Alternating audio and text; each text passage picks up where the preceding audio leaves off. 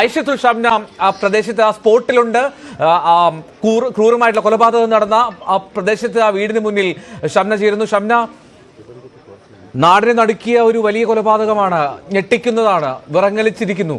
ആ പ്രദേശത്ത് ഉള്ളവർ ഈ പ്രതിയെ പറ്റി എന്താണ് പറയുന്നത്?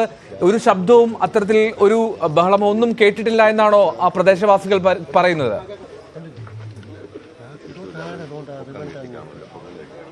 തീർച്ചയായും എൽദോ, തലസ്ഥാനത്തെ നടുക്കിയ അല്ലെങ്കിൽ കേരളത്തിന്റെ ചരിത്രത്തിൽ തന്നെ ഇത്രയും ക്രൂരമായ ഒരു കൂട്ടക്കൊലപാതകം അത് നടന്നിട്ടുണ്ടോ എന്ന് സംശയമാണ്. അത്രയധികം ഒരു വൈകുന്നേരം നാടിനെ നടുക്കിയ ഒരു കൊലപാതകം.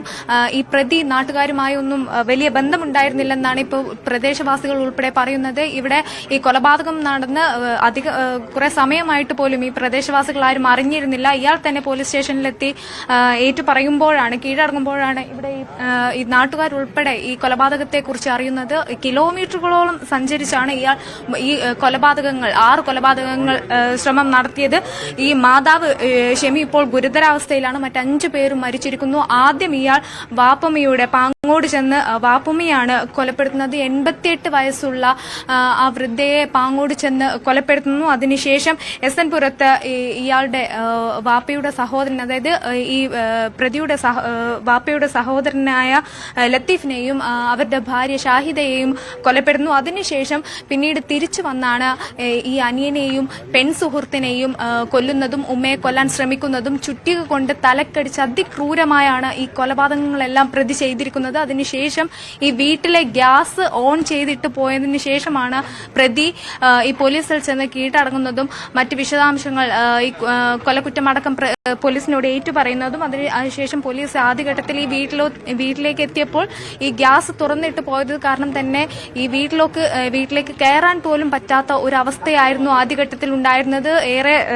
ശ്രമകരമായി, അല്ലെങ്കിൽ ഫയർഫോഴ്സിന്റെ വരെ സഹായത്തോടു കൂടിയാണ് പിന്നീട് അതൊക്കെ മറികടന്ന് ഈ വീട്ടിലേക്ക് കയറുന്നതും മറ്റ് നടപടികളിലേക്ക് പോലീസ് നീങ്ങുന്നതും. എന്തായാലും ഒരു ദിവസം കേരളത്തിനൊന്നാകെ നടുക്കിയ ഒരു കൂട്ടക്കൊലപാതകം നടന്ന മണിക്കൂറുകൾ പുറത്തു വരുമ്പോഴും ഈ കൊലപാതകത്തിന്റെ കാരണം എന്താണ് എന്നത് സംബന്ധിച്ച് വ്യക്തമായ ഒരു വിവരം ലഭ്യമല്ല. ഈ പെൺസുഹൃത്തുമായി അടുപ്പത്തിലായിരുന്നു. അതിനുശേഷം ഇവർ തമ്മിൽ എത്ര കാലത്തെ ബന്ധമാണെന്നോ എന്നാണ് ഈ പെൺസുഹൃത്തിനെ വീട്ടിലേക്ക് ഇയാൾ കൊണ്ടുവന്നതോ എന്നതും സംബന്ധിച്ചൊന്നും നാട്ടുകാർക്കൊന്നും വ്യക്തതയില്ല. അങ്ങനെ ഈ പെൺസുഹൃത്ത് വന്നതിന് ശേഷം ഉണ്ടായ പ്രശ്നങ്ങളാണ് എന്ന് തന്നെയാണ് കരുതുന്നത്. കാരണം അതിനു മുമ്പൊന്നും അത്തരത്തിൽ മറ്റ് കാരണങ്ങളോ പ്രശ്നങ്ങളോ ഒന്നും ഉണ്ടായിരുന്നില്ല. ഒപ്പം ഈ പ്രതി നേരത്തെ പോലീസിനോട് പറഞ്ഞതുപോലെ സാമ്പത്തിക ബാധ്യത അങ്ങനെ ഒന്നും ഉണ്ടാവാൻ സാധ്യതയില്ല എന്ന് തന്നെയാണ് ഈ ബന്ധുക്കളും ഒപ്പം തന്നെ നാട്ടുകാരും പറയുന്നത്. കാരണം ആദ്യകാലത്തൊക്കെ ഇവർക്ക് വലിയ രീതിയിലുള്ള സാമ്പത്തിക ബുദ്ധിമുട്ടുകൾ ഉണ്ടായിരുന്നു. ഈ വീട് വെച്ചത് ഉൾപ്പെടെയുള്ള കടങ്ങൾ ഉണ്ടായിരുന്നു. പക്ഷെ അതെല്ലാം വീട്ടി മറ്റ് ലോണുകളും കാര്യങ്ങളൊക്കെ ഉണ്ടായിരുന്നെങ്കിൽ പോലും അതെല്ലാം മറികടന്ന് ഈ സാമ്പത്തിക പ്രതിസന്ധികളൊക്കെ തീർന്നിരുന്നു എന്നാണ് ഈ ബന്ധുക്കളും നാട്ടുകാരും പറയുന്നത്. പക്ഷെ ഈ പ്രതി പറഞ്ഞതുപോലെ അത്തരത്തിലൊരു സാമ്പത്തിക ബാധ്യത ഉണ്ടാവാൻ സാധ്യതയില്ല. അത് ഈ മാതാവ് ഷെമിയുടെ സഹോദരൻ തന്നെയാണ് നമ്മളോട് പറഞ്ഞതും. എന്തായാലും ഈ കൊലപാതകത്തിന് കാരണം എന്താണ് എന്നത് സംബന്ധിച്ച് ഇപ്പോഴും വ്യക്തതയില്ല. പെൺസുഹൃത്ത് വന്നതിന് ശേഷം ഈ പെൺസുഹൃത്തുമായി ഈ വാപ്പമ്മയുടെ അടുത്ത്, അതുപോലെ തന്നെ ഈ ബന്ധുക്കളുടെ വീട്ടിലൊക്കെ ഈ പ്രതി പോവുമായിരുന്നു.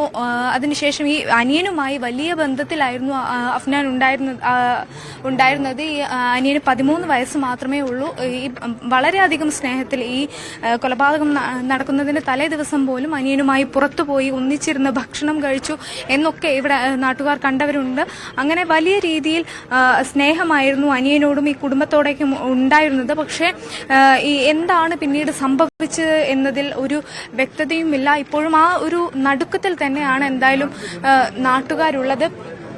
വലിയ രീതിയിൽ ഈ ഇത്രയും വലിയ ഒരു കൊലപാതകം നടന്നിട്ട് പോലും ഇവിടെ ഈ ചുറ്റുമുള്ള പ്രദേശവാസികൾ ഉൾപ്പെടെ അത് അറിഞ്ഞിരുന്നില്ല. അത്രയധികം രഹസ്യമായി തന്നെയായിരുന്നു ഈ പ്രതി കൊലപാതകങ്ങൾ നടത്തിയിരുന്നത്. ഒപ്പം തന്നെ ഈ നാട്ടുകാരുമായോ അല്ലെങ്കിൽ മറ്റ് ബന്ധുക്കളുമായോ ഒന്നും വലിയ അടുപ്പത്തിലുള്ള ആളല്ല.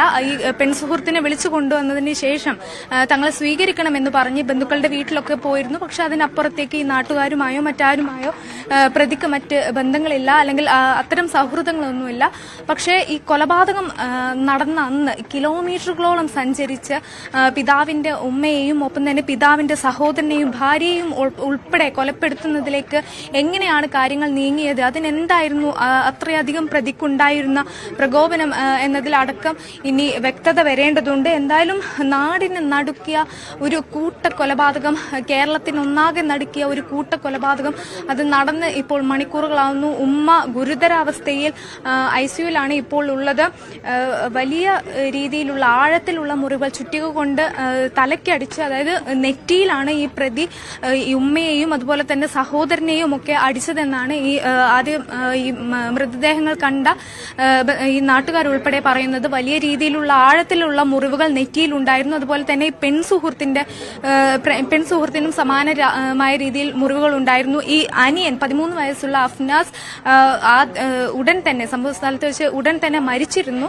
ഒപ്പം ഈ ഉമ്മയ്ക്ക് 70% ഗുരുതരമായി തന്നെ പരിക്കേറ്റിട്ടുണ്ട്. 70% പരിക്കേറ്റാണ് ഇവിടുന്ന് കൊണ്ടുപോകുന്നത്. വലിയ രീതിയിലുള്ള ഒരു ആക്രമണം, അല്ലെങ്കിൽ കൊല്ലാൻ വേണ്ടി തന്നെ മുൻകൂട്ടി കരുതി, അതായത് ഈ ചുറ്റിക അടക്കം വാങ്ങി 3 വീടുകളിലെയും പോയി, അതുപോലെ പിതാവിന്റെ ഉമ്മയെയും അടക്കം ചുറ്റിക കൊണ്ട് തലക്കടിച്ച് കൊന്നു എന്നാണ് മനസ്സിലാക്കുന്നത്. അങ്ങനെയാണെങ്കിൽ വളരെയധികം ആസൂത്രണം ചെയ്ത ഈ ആയുധം അടക്കം വാങ്ങി പോയുള്ള ഒരു കൊലപാതകം തന്നെയായിരുന്നു. ഒപ്പം തന്നെ ഈ വീട്ടിൽ ഈ പെൺസുഹൃത്തിനെയും അനിയനെയും കൊന്നതിന് ശേഷം ഗ്യാസ് ഓൺ ചെയ്തിട്ടാണ് പ്രതി പോലീസ് സ്റ്റേഷനിലേക്ക് പോകുന്നതും പോലീസിനോട് ഈ കാര്യങ്ങൾ വ്യക്തമാക്കുന്നതും. വലിയ രീതിയിൽ ഉള്ള ഒരു ഞെട്ടൽ അതുപോലെ ഒരു ഭീതിയിലാണ് ഇപ്പോൾ പ്രദേശവാസികൾ ഉള്ളത്. കാരണം അത്രയധികം എങ്ങനെയാണ് 23 വയസ്സുള്ള ഒരാൾക്ക് ഇത്രയധികം ക്രൂരമായി സ്വന്തം കുടുംബങ്ങളെ, സ്വന്തം അനിയനെ, ഉമ്മയെ, അല്ലെങ്കിൽ ഉറ്റ സുഹൃത്തുക്കളെ, സ്നേഹിച്ച പെൺകുട്ടിയൊക്കെ കൊല ചെയ്യാൻ കഴിയുന്നത്, അതും 23 വയസ്സുള്ള ഒരാൾക്ക് എന്ന ഒരു ചോദ്യമാണ് ഈ നാട്ടുകാർ ഒന്നാകെ ചോദിക്കുന്നത്. ഇയാളുടെ പിതാവ് ഗൾഫിലാണെന്നാണ് മനസ്സിലാക്കാൻ സാധിക്കുന്നത്. വിദേശത്താണ്. ഈ പിതാവിനൊപ്പം ഇയാൾ നേരത്തെ വിദേശത്ത് പോയിരുന്നു. പിന്നീട് അതൊരു വിസിറ്റിംഗ് വിസയിൽ പോയി അതിനുശേഷം നാട്ടിലേക്ക് വന്നതായിരുന്നു. മറ്റ് ജോലിയോ അങ്ങനെയുള്ള കാര്യങ്ങളൊന്നുമില്ല. അതുകൊണ്ട് തന്നെയാണ് ഈ നാട്ടുകാർ പറയുന്നത് മറ്റ് സാമ്പത്തിക പ്രശ്നങ്ങളൊന്നും ഇല്ലാന്ന്. കാരണം ഇടയ്ക്കിടയ്ക്ക് വിസിറ്റിംഗ് വിസയിൽ വിദേശത്തേക്ക് പോവുമായിരുന്നു. മറ്റ് സാമ്പത്തിക പ്രശ്നങ്ങളോ കാര്യങ്ങളോ ഒന്നുമില്ലെന്ന് ഈ നാട്ടുകാർ പറയുന്നതും അതുകൊണ്ട് തന്നെയാണ്. അതോടൊപ്പം തന്നെ ഈ കിലോമീറ്ററുകളോളം ഈ നാട്ടുകാർക്ക് ഇപ്പോഴും ഭീതിയുള്ളത്, അല്ലെങ്കിൽ നാട്ടുകാർ ഇപ്പോഴും ചോദിക്കുന്നത്, കിലോമീറ്ററുകളോളം താണ്ടി ഇത്തരം കൊലപാതകങ്ങൾ നടത്താൻ, ഈ ക്രൂര കൊലപാതകങ്ങൾ നടത്താൻ എന്തായിരിക്കും ഈ പിന്നിൽ കാരണം എന്നത് സംബന്ധിച്ച് ഇപ്പോഴും ഒരു വ്യക്തതയുമില്ല. എന്തായാലും ഈ പെൺകുട്ടി ഇവിടെ അടുത്തു തന്നെ ഉള്ള ഒരു കുട്ടിയാണെന്നാണ് മനസ്സിലാക്കുന്നത്. ഇവർ തമ്മിൽ എത്ര കാലത്തെ ബന്ധമാണോ എന്നത് സംബന്ധിച്ചും, അല്ലെങ്കിൽ എവിടെ വെച്ചുള്ള ബന്ധമാണെന്നൊന്നും സംബന്ധിച്ചൊന്നും ഇപ്പോൾ വിവരങ്ങൾ പുറത്തു വന്നിട്ടില്ല. ഈ കുട്ടി എന്നാണ് ഇയാളുടെ വീട്ടിലേക്ക് വന്നത് എന്നും വ്യക്തമല്ല. ഈ പ്രതിക്ക് വീട്ടുകാരുമായോ ബന്ധുക്കളുമായോ മറ്റ് അയൽവാസികളുമായോ ഒന്നും വലിയ രീതിയിലുള്ള ബന്ധമൊന്നും ഉണ്ടായിരുന്നില്ല. പക്ഷെ അനിയനുമായി വളരെ അടുത്ത സ്നേഹബന്ധമുണ്ടായിരുന്നു. എപ്പോഴും അനിയനെ കൂടെ കൊണ്ടുപോവുകയും ഭക്ഷണം കഴിക്കാനും മറ്റൊക്കെ കുഞ്ഞനിയനെ ചേർത്ത് നിർത്തിയ ഒരു ജ്യേഷ്ഠനായിരുന്നു. പക്ഷേ ആ ജ്യേഷ്ഠൻ എങ്ങനെയാണ് ഈ 13 വയസ്സുകാരനെ തലക്കടിച്ച് അതിക്രൂരമായി കൊല്ലാൻ സാധിച്ചു എന്നതാണ് ഇപ്പോൾ ഈ നാട്ടുകാരെയൊക്കെ നടുക്കുന്നത്. ഒപ്പം തന്നെ ഈ മാതാവ് ക്യാൻസർ പേഷ്യന്റ് ആയിരുന്നു. കഴിഞ്ഞ 5 വർഷമായി ചികിത്സയിൽ കഴിയുകയായിരുന്നു. ഈ മാതാവിനെ അടക്കം കൊല്ലുന്നതിലേക്ക് എങ്ങനെയാണ് കാര്യങ്ങൾ എത്തിയത് എന്നത് സംബന്ധിച്ചൊക്കെ വ്യക്തത വരേണ്ടതുണ്ട്. എന്തായാലും ഇപ്പോൾ ഈ പ്രദേശത്ത് വലിയ രീതിയിൽ നാട്ടുകാർ കൂടിയിട്ടുണ്ട്. ഇവർക്കൊന്നും ഒക്കെ വലിയ രീതിയിലുള്ള ഒരു ഭീതിയിലാണ് ഇപ്പോൾ ഉള്ളത്. ഈ സംഭവത്തിന്റെ കൂടുതൽ വിശദാംശങ്ങൾ നമുക്ക് പുറത്തു വരേണ്ടതുണ്ട്. ഈ പ്രതി പോലീസിനോട് പറഞ്ഞത് വിഷം കഴിച്ചിരുന്നു എന്നാണ് കൊലപാതകത്തിന് ശേഷം. അതുകൊണ്ട് തന്നെ പ്രതി ഇപ്പോൾ ആശുപത്രിയിൽ ചികിത്സയ്ക്ക് എത്തിച്ച് അതിനുശേഷം മറ്റ് നടപടികളൊക്കെ എടുത്തിട്ടുണ്ടെന്നാണ് ഇപ്പോൾ പോലീസ് വ്യക്തമാക്കിയത്. ചേട്ടാ ഇവിടെ ഉള്ളതാണ് സമീപം.